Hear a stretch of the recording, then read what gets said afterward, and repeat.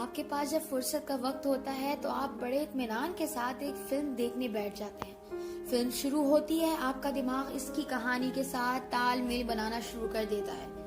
कुछ देर ही में आपका दिमाग इस फिल्म के सारे किरदार तय करना शुरू कर देता है। ये हीरो है, ये हीरोइन है, ये विलन है, ये कॉमेडियन है, ये एक्स्ट्रा है, वगैरह वगैरह वगैरह। कहानी आगे बढ़ती है, आप किसी सीन पर खुश होते हैं, किसी पे गुस्सा, तो कहीं गमज़दा हो रहे होते हैं। क्या किसी फिल्म के डायरेक्टर आपको कहता है कि इस फिल्म में फलां को हीरो, फलां को विलन समझा जाता है?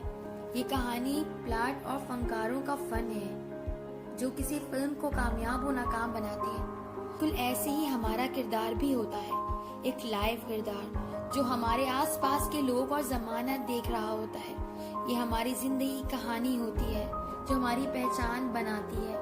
हम मुआवजे पर लिए फनकार नहीं, बल्कि अपनी कहानी के खुद ही डायरेक्टर, खुद ही प्रोड्यूसर और खुद ही अदाकार होते हैं। ऐसे में अगर कोई अपनी नाकामियों का बोझ दूसरों पे डाले तो इसे हकीकत से आंखें चुराना ही कहा जा सकता है। दूसरों का सोच सोचकर अपनी जान जलाने से बेहतर है अपने किरदार में जान डालें, अपने किरदार को बेहतर बनाएं, क्योंकि एक दिन हम भी इस दुनिया में एक कहानी बन के रह जाएंगे।